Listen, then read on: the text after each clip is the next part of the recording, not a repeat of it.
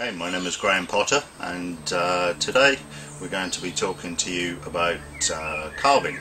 The tree next to me is an English hornbeam, Carpinus, which is collected 2 years, and now is the time to begin to start to do some work. We're obviously not going to style this tree, but what we want to do is show you the carving process that we have to go through to begin to remove some of the problems in the tree. It's obviously being cut down from a much larger tree in the wild, and we want to reduce the tree in height. At the moment he's nearly 1.5 meters tall. We want to reduce that to just under a meter, so when the canopy of the tree is grown he will be about a meter tall.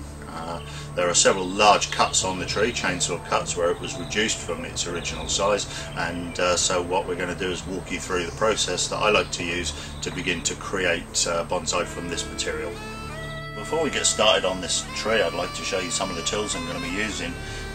Because this is such a big tree, because of the type of wood it is, it would be possible to do it with hand tools, but to be honest it's going to take an age. So we're going to be using power tools.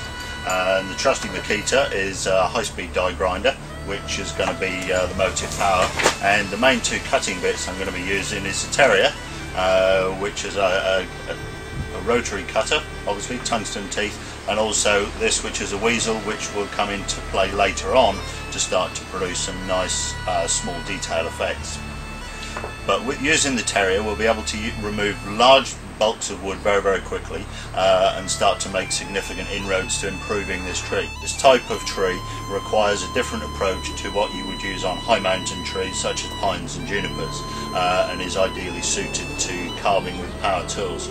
So the significant thing is to consider what will be left behind after the wood has gone, and it's perhaps a little bit difficult initially to visualise what will happen as the large chunks of wood are removed. One of the things that's very useful before you start work on a tree like this is to go and have a look at trees in the wild with natural areas of dead wood where they've been broken and damaged, and how the tree has responded to that damage. And if you can have a look at those sorts of trees, it will give you some very good ideas as to what to do in a situation like this.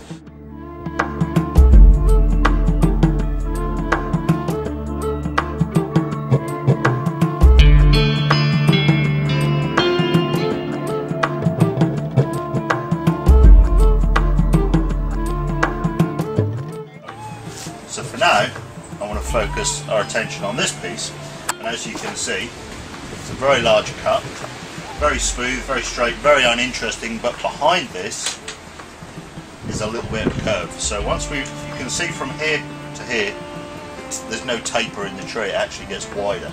So once we've carved this and removed this, you will see the taper improve.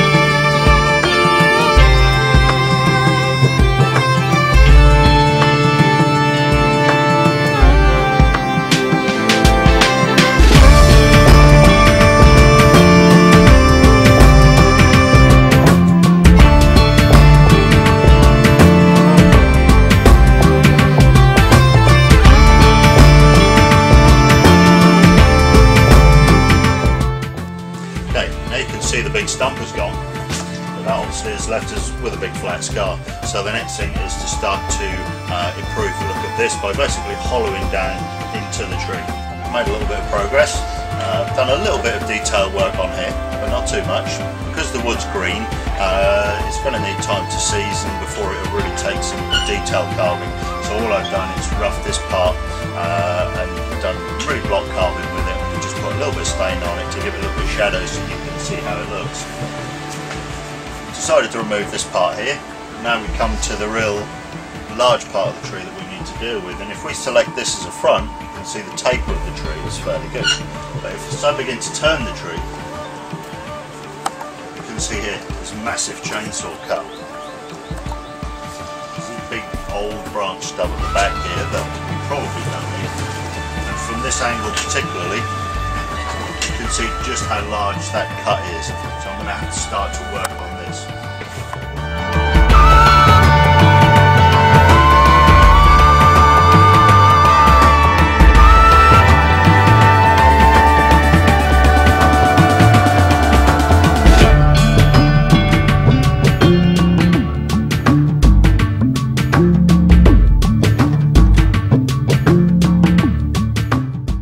Through. I'm officially wearing the tree, but you can see we've removed a lot. There's less and less branches on the tree, but you can see here the chainsaw cut at the back is about halfway finished.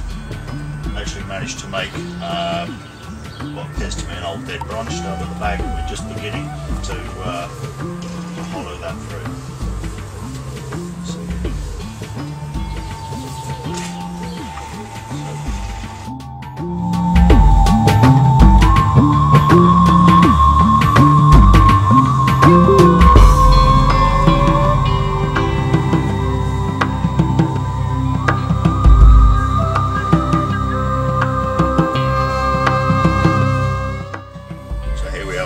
Tree.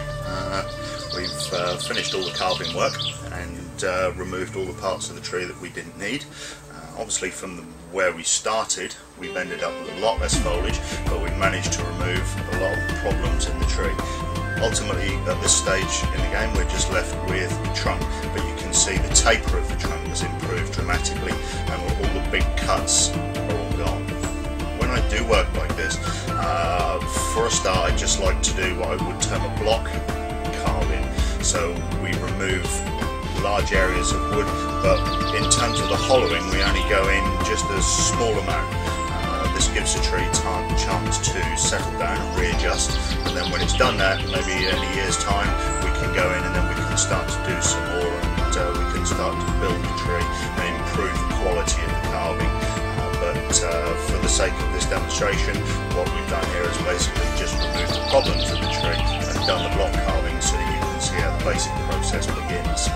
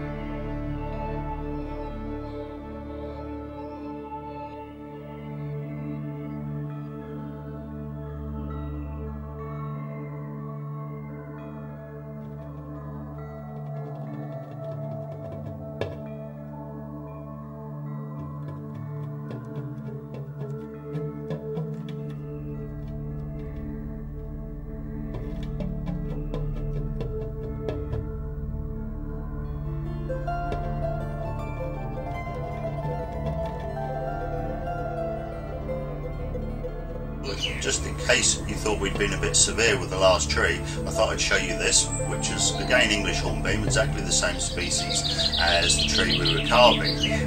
This tree underwent the same treatment about 7 years ago, and at that point it was in about the same condition as the one we showed you earlier. All of the branches have been grown out from the trunk, and as you can see the tree has developed very nicely. So we just wanted to show you this tree to show you how quickly this material can develop.